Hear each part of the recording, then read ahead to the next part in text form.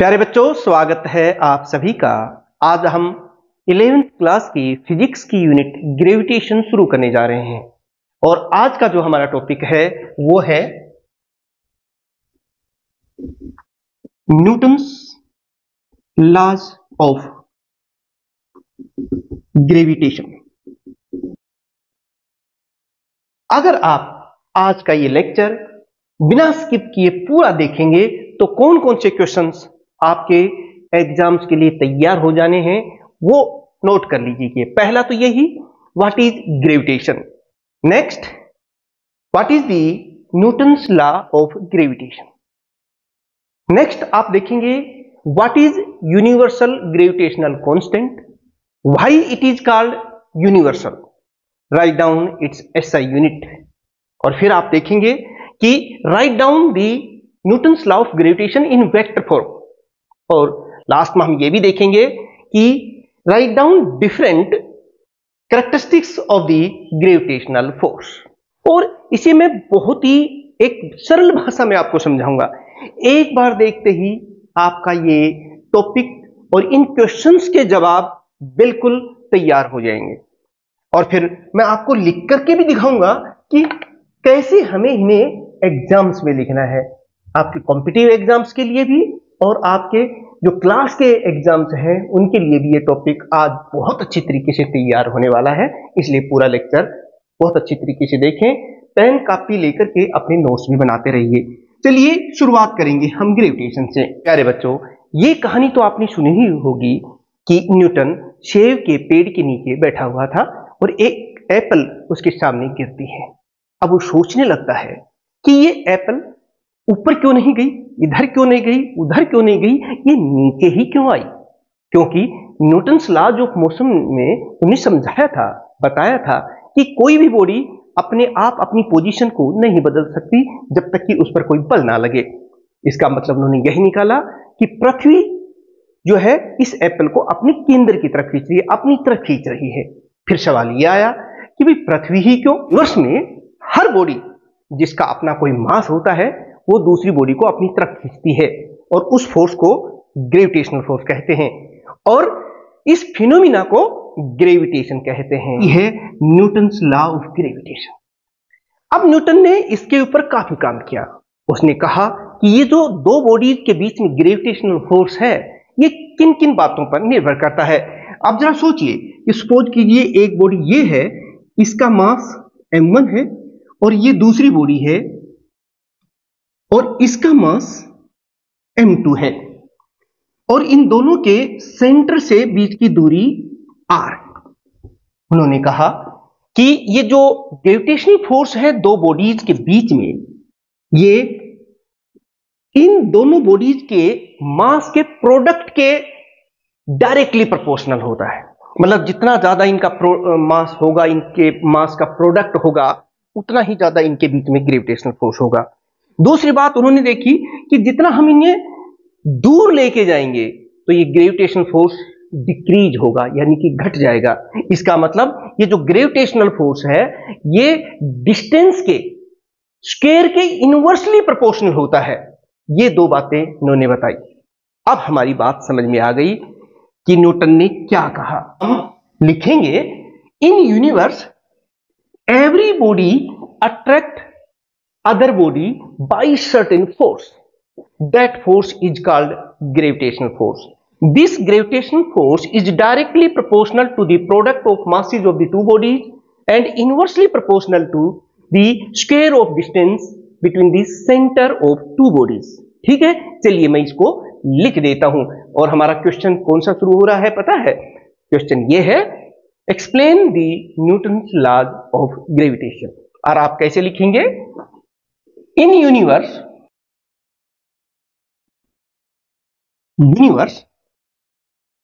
every body attract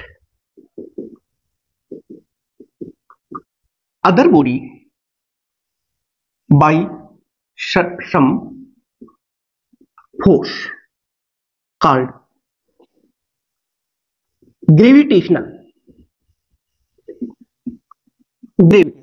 समझ गए कि हर बॉडी इस दुनिया में दूसरी बॉडी को अट्रैक्ट कर रही है इस फोर्स को हम ग्रेविटेशनल फोर्स कहते हैं। और न्यूटन ने कहा, according to Newton's law of gravitation, ये देखिए, this force is number 1 is directly proportional to, आप ये कह सकते हैं, is directly proportional to the product of masses of two bodies. ऐसे आप लिख सकते हैं, इसको मैं लिख भी देता हूं, is directly proportional to the product of. प्यारे बच्चों, देखिए किस तरह से पूरे मार्क्स, अगर ये क्वेश्चन आपको 3 नंबर का आता है तो 3 के 3 नंबर हमें मिले, उसके लिए आप लिखते रहिएगा और इसको समझते जाइएगा। Product of masses of two bodies, ठीक है, यानी कि ये वाली बात। दूसरी बात, inversely proportional to the square of distance between the centre of two bodies. यही बात नहीं आ रही, क्या बनी हमारी ये दूसरी बात? सेकंड पॉइंट हमारा यही बनता है कि this force is inversely proportional to the square of distance between the two bodies. इसको आप लिख भी दें, this force is inversely proportional to the square of distance between centre of two bodies, और ये लिख देंगे। अब ये दो अलग अलग लॉ आपको दिखाई दे रहे हैं, इन दोनों को ज्वाइन कर दीजिए। On joining these two laws,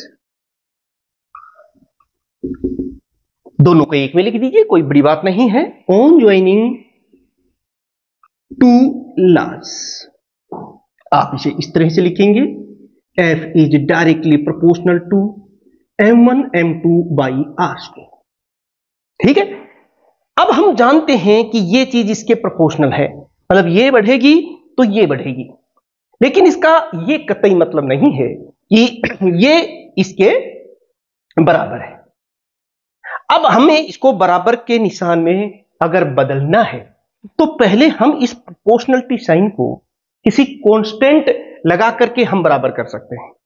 आप थोड़ा सा इस तरह से समझ लीजिए, मैं कह रहा हूं कि x is directly proportional to 2x, यानी कि ये बढ़ाओगे तो ये भी बढ़ेगा, बट इसका मतलब ये नहीं है कि ये दोनों बराबर हैं। हमें प्रोपोर्शनलिटी साइन लगाना पड़ेगा, ये x is equal to 1/2 into 2x। अब हम कह पाएंगे कि ये दोनों साइड बराबर है। ये जो 1/2 यहां हमने लगाया है, यही कहलाता है कांस्टेंट ऑफ प्रोपोर्शनलिटी। ऐसे ही एक कांस्टेंट हमें यहां भी लगाना होगा, तो क्या है वो, चलिए लगा देते हैं। F is equal to G M1 M2 by R square, and ये एक इंपॉर्टेंट इक्वेशन हमारे पास आ गई है।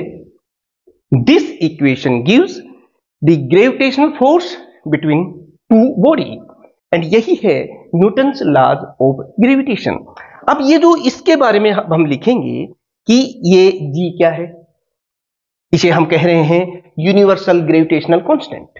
लेकिन उससे पहले आप एक स्क्रीनशॉट लीजिए, फिर मैं इससे संबंधित जो टर्म्स हैं जो आपके एग्जाम्स में पूछी जाती हैं, मैं उनके बारे में बताऊंगा। लिख देते हैं यहां पर, where G is the universal gravitational constant.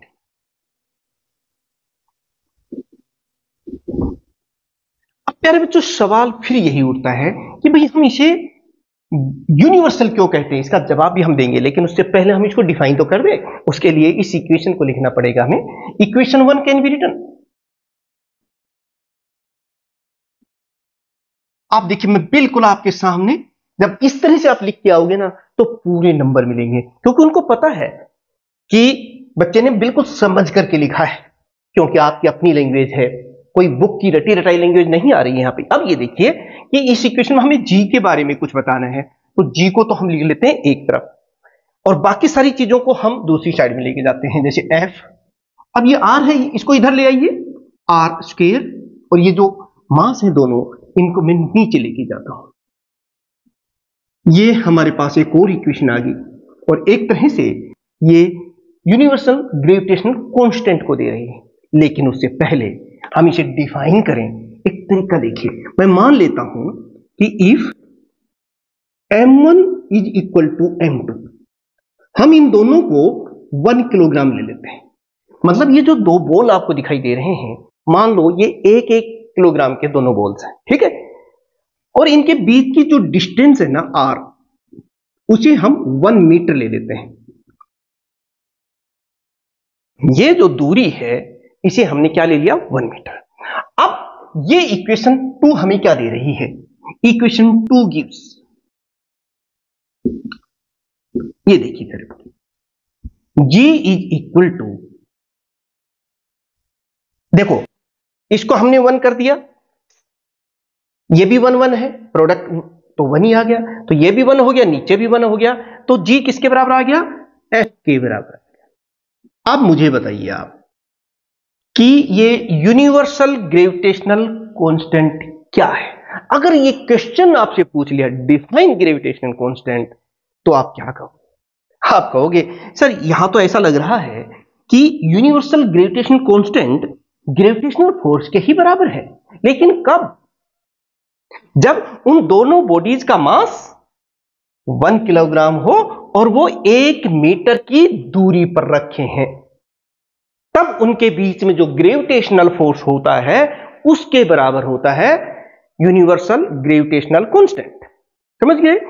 Universal gravitational constant is equal to the gravitational force between the two bodies having mass 1 kilogram each and which are placed at a distance 1 meter। तो ये definition होगी, और आप इसे कुछ इस तरह से लिखेंगे, gravitational constant is equal to gravitational force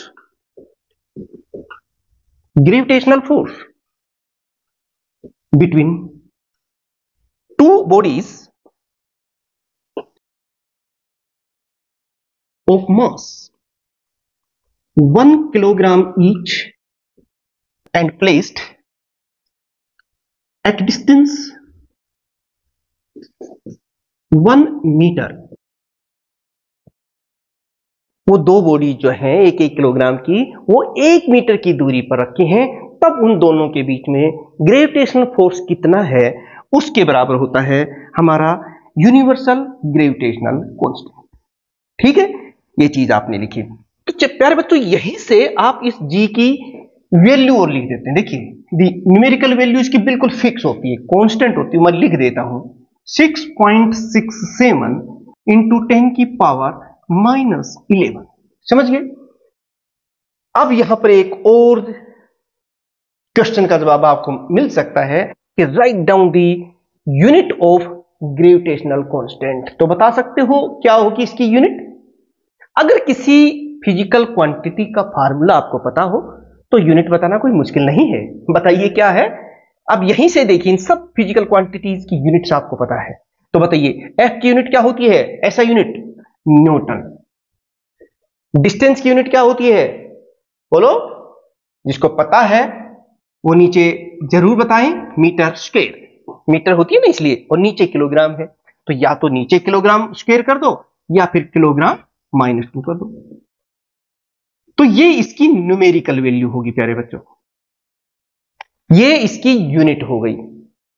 अब सवाल एक और, उसका भी हमें जवाब मिल गया कि why G is called universal gravitational constant.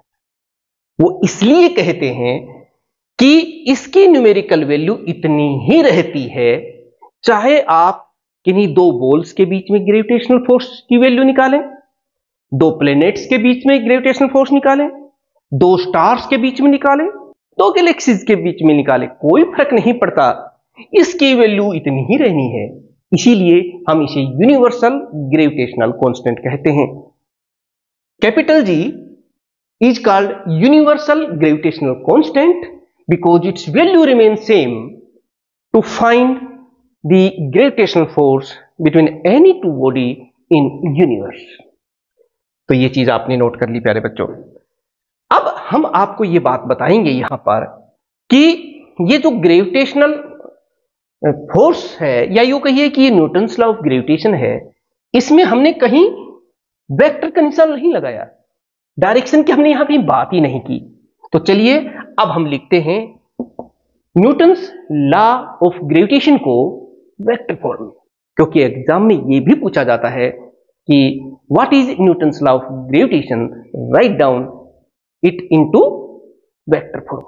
तो आप स्क्रीनशॉट लीजिए, फिर हम इसे वेक्टर फॉर्म में आपको लिख के दिखाते हैं। इन वेक्टर फॉर्म, इसमें प्यारे बच्चों कोई बहुत मुश्किल नहीं है। देखिए मैं बात करता हूं, अब हम डायरेक्शन की और बात करेंगे। वेक्टर में क्या होता है, मैग्नीट्यूड तो होता ही है, साथ में डायरेक्शन भी आती है। अब यहां से देखिए मैंने क्या कहा था कि हर बॉडी दूसरी बॉडी को अपनी तरफ खींचती है, अट्रैक्ट करती है। तो अब ये देखिए मैं लिख रहा हूं, ये बॉडी जो है इसको मैं बॉडी नंबर 1 कह देता हूं, इसको मैं बॉडी नंबर 2 कह देता हूं। अब ये जो 2 नंबर बॉडी है ना, ये इस 1 नंबर बॉडी को खींच रही है किसी फोर्स से, और वो इधर खींच रही है सेंटर लाइन के अलोंग। ये देखिए ये फोर्स, इस फोर्स को मैं कह देता हूं 1 2, ये नोटेशन हो गया। यानी कि force acting on body 1 due to body B कह दीजिए, बॉडी 2 कह दीजिए, ठीक है। यानी कि gravitational force acting on first body due to second body. ये बॉडी कौन सी कम है भाई, ये इसको अपनी तरफ खींच रही है। तो ये देखिए this is the force acting on second body due to first body, ये होगी, ये इसको इधर खींच लीजिए। यहां पर एक और चीज भी मैं लगा देता हूं, ये क्या है, यूनिट वेक्टर है जो डायरेक्शन दे रहा है 1 से 2 की तरफ, और ये यूनिट वेक्टर है जो डायरेक्शन दे रहा है 2 से 1 की तरफ। ठीक है, इस तरीके से आप लिख देंगे। मैं लिख भी देता हूं यहां पे कि F12 is the force acting on first body due to second body, F21 is the force acting on second body due to first body, and R12 and R21 are the unit vector in direction from 1 to 2 and from 2 to 1 respectively। ये चीज लिख भी देना। आप क्या लिखेंगे कि let F12 is the force, ये ग्रेविटेशन फोर्स है, force acting on first body due to second body, ठीक है। और F21 क्या है, it is the gravitational force acting on second body due to first body, ठीक है। और यहां से ये भी देख लीजिए R12 एंड R21 दोनों को एक साथ ही लिख देते हैं। ये क्या है, आर दी यूनिट वेक्टर्स, इनका मैग्नीट्यूड तो 1 होता है, लेकिन ये दिशा दे रही हैं कि ये किधर से किधर है। ये डायग्राम भी बना देना। Are the unit vectors in direction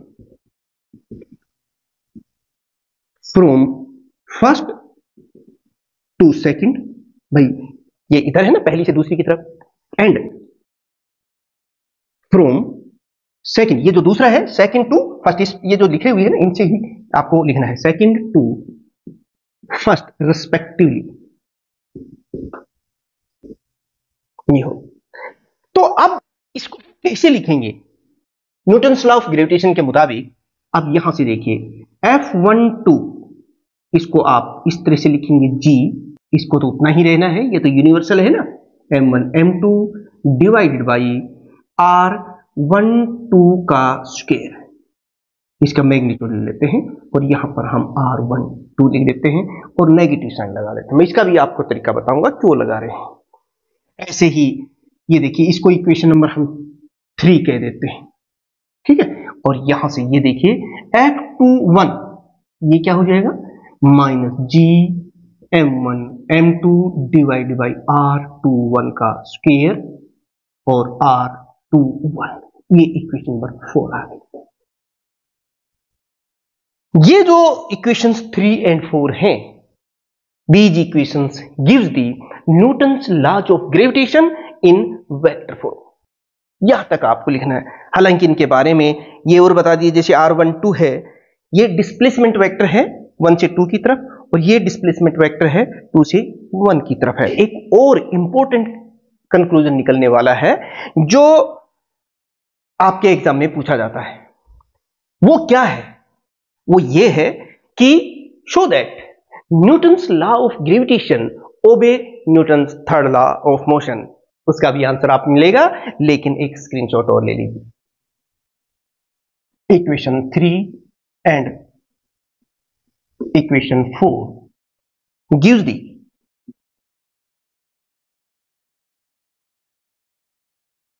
Newton's law of gravitation in vector form. अब यहां से एक और पॉइंट प्यारे बच्चों, जैसे कि मैं कह रहा था कि h, ये जो r21 दिखाई दे रहा है, ये यूनिट वेक्टर है, मैग्नीट्यूड तो इसका 1 है, बट डायरेक्शन 2 से 1 की तरफ है, तो ये किसके बराबर? r12 के बराबर है ना? अच्छा, ये बात आप सोचेंगे सर ये नेगेटिव क्यों लगा दिया? नेगेटिव का मतलब होता है, ये जो फोर्स नेगेटिव, ये इंडिकेट कर रहा है कि ये जो फोर्स है ये अट्रैक्टिव नेचर का है। ये दोनों बॉडी जो है इस ग्रेविटेशनल फोर्स से आपस में बाउंड है, यही पता चलता है। नेगेटिव साइन से क्या पता चला? मैं लिख देता हूं, negative sign indicate the attractive nature. भाई पता होना चाहिए ना हमें सारी बात, कोई क्वेश्चन तो हमें छोड़ना ही नहीं है ना, बहुत अच्छी तैयारी हमें करनी है। इन दोनों पर आप थोड़ा ध्यान दीजिए, मैग्नीट्यूड तो इन दोनों का बराबर है, बट डायरेक्शन अलग है। देखिए ये 1 2 इसकी डायरेक्शन इधर है, 2 1 इसकी डायरेक्शन इधर है। मैग्नीट्यूड दोनों का 1 ही है क्योंकि ये यूनिट वेक्टर्स हैं। इसका मतलब आप जरा ध्यान से देखिए, मैं यहां पर भी, क्योंकि ये इसके बराबर है तो हम यहां लिख सकते हैं 2 1 और यहां पर एक माइनस साइन लगा देंगे। देखिए तो ये बन गया ना, 2 1 था ना यहां पे, तो अब हम क्या लगा देंगे यहां पे? देखिए प्यारे बच्चों, ऐसा करते हैं, अब हम इस ये था उसकी जगह 1 2 ही लिख लेते हैं, और क्योंकि ये माइनस साइन के साथ है तो माइनस भी लगा दिया, और है ये देखिए। अब जरा ध्यान दीजिए, ब्रैकेट के अंदर दोनों बराबर है ना तो फिर क्या हुआ कि F12 इज इक्वल टू, ये देखिए इससे हमें यह पता चला कि F12 is equal to minus F21।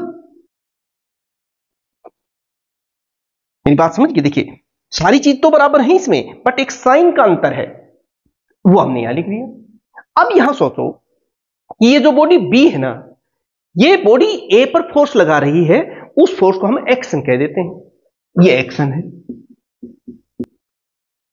अरे भाई बॉडी B के ऊपर बॉडी A भी तो लगा रही है, ये इसको इधर खींच रही है, ये इसे इधर खींच रही है, तो बॉडी A पर इसने जो फोर्स लगाया वो एक्शन, तो बॉडी B पर जो इसने लगाया वो रिएक्शन, और माइनस साइन यहां है, ये देखिए रिएक्शन। यानी action and reaction are equal and opposite. Action and reaction are equal and opposite. ये तो जाना पहचाना लॉ है, बिल्कुल सही समझ रहे हैं, यही है Newton's third law of motion. और इस तरह से हमें पता चला कि Newton's laws of gravitation obey Newton's laws of motion. यानी कि आप लिखेंगे न्यूटन्स लॉज ऑफ ग्रेविटेशन, यही तो हुआ, action and reaction are equal and opposite, या for every action there is equal and opposite reaction, बात वही है। Newton's laws of gravitation obey the Newton's third law of motion.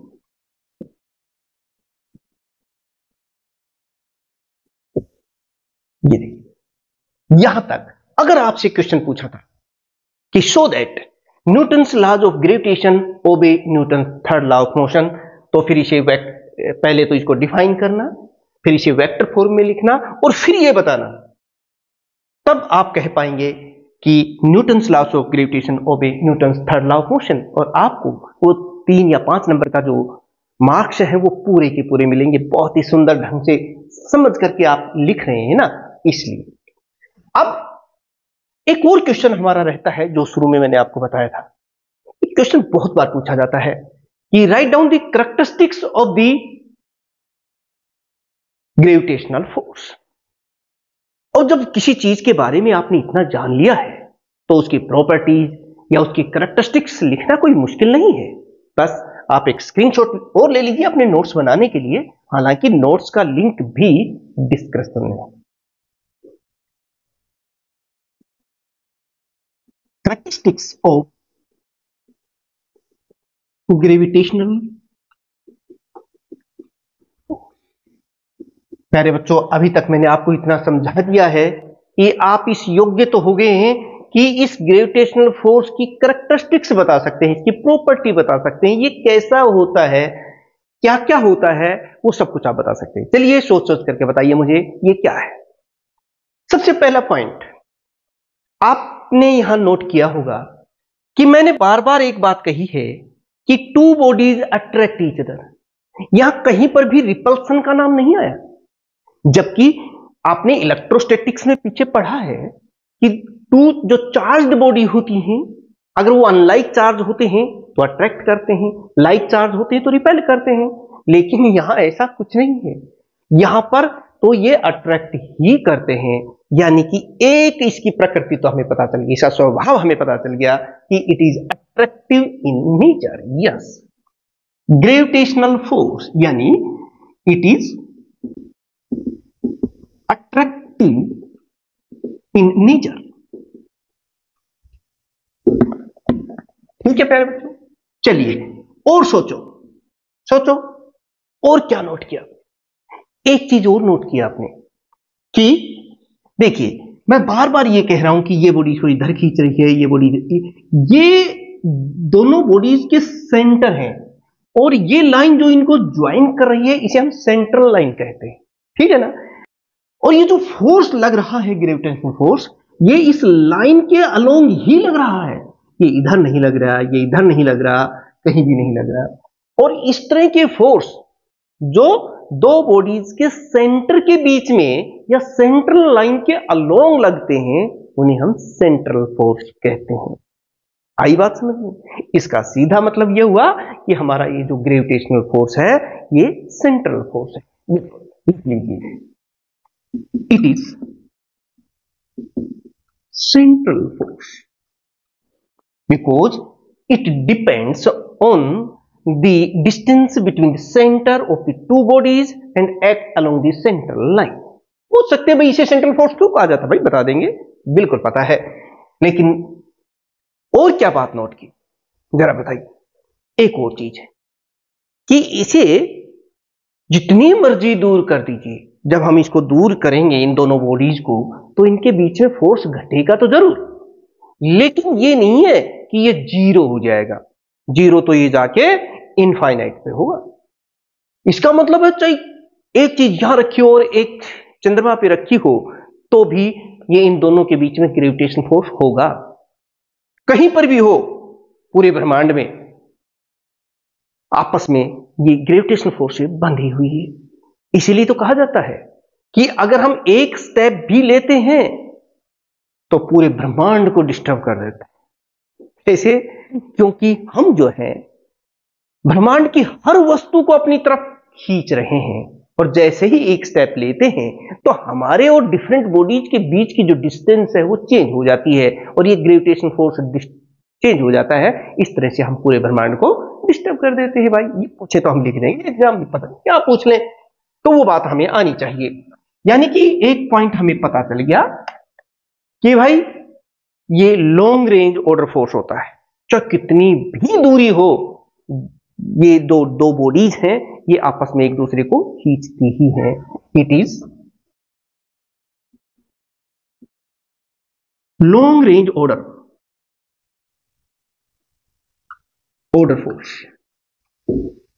ठीक है, चलिए और बताइए।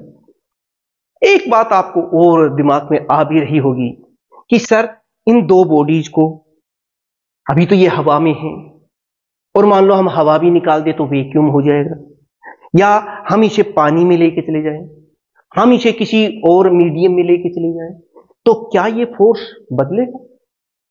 क्या ये इन दो बॉडीज के बीच में जो मीडियम आता है, क्या ये उस पर डिपेंड करता है? तो मैं आपको इसका आंसर देता हूं कि बिल्कुल नहीं बदलेगा। चाहे कहीं पर भी ले जाइए, ये ग्रेविटेशनल फोर्स उतना ही रहेगा। यानी कि ये इन दो बॉडीज के बीच में जो मीडियम है ये उस पर डिपेंड नहीं करता, यही लिख रहे हैं। It does not depend on medium between two bodies. तो प्यारे बच्चों, इस क्वेश्चन का भी आंसर अब आपको मिल ही गया होगा कि write down the characteristics of the gravitational force. तो ये लिख देंगे, और इनके बीच में कोई बात पूछ ले कि why the gravitational force is attractive in nature, why it is called central force, is the gravitational force is long range order force, is this force depend on the medium between the two bodies, इन सब के answer आप बहुत भली भांति दे पाएंगे। और what is Newton's law of gravitation, write down in vector form, why G is called universal gravitational constant, write down its SI unit. यानी कि तमाम तरह के क्वेश्चंस जो बेसिक हैं आपको पता चल गया। इसके हम न्यूमेरिकल्स भी करेंगे, और नेक्स्ट जो हमारा लेक्चर रहेगा उसमें भी हम इसके जो बाकी के जो क्वेश्चंस हैं उनको भी पढ़ाएंगे, समझाएंगे। लेकिन आपको कैसे पता चलेगा? तरीका यही है कि इन दोनों चैनल्स को, जिनका लिंक डिस्क्रिप्शन में है, आप इन्हें सब्सक्राइब कर लीजिए अगर नहीं किया है, और अगर कर रखा है तो लाइक और शेयर कर लीजिए। भाई मैं कसम नहीं खिला रहा हूं आपको, लेकिन इतनी बात है कि वास्तव में अगर आपका मन गवाही कर रहा है कि सर मेरे को ये समझ में आ गए हैं सभी क्वेश्चंस के आंसर, तो फिर प्यारे बच्चों, फिर तो आप सब्सक्राइब आपको करना ही पड़ेगा, बेल आइकन को प्रेस भी करना पड़ेगा, ताकि आपको समय पर नोटिफिकेशन मिल जाए कि कौन सी लेक्चर वीडियो कब अपलोड हो रहा है। तो प्यारे बच्चों, ऐसे ही मन लगा करके अपनी गोल को ध्यान में रखते हुए आगे बढ़ते रहिए, पढ़ते रहिए, और अपने सुझाव, सजेशंस, कमेंट्स जरूर कीजिए। कम से कम इतना ही लिख दीजिए कि आपका नाम क्या है, आपको ये अच्छा लगा या नहीं लगा, ये भी आप कमेंट्स जरूर कीजिएगा। तो प्यारे बच्चों, मिलते हैं एक और इंपॉर्टेंट आर्टिकल के साथ जिसमें हम बात करेंगे ग्रेविटी की। तब तक आप सभी स्टूडेंट्स का बहुत बहुत धन्यवाद। Thank you very much.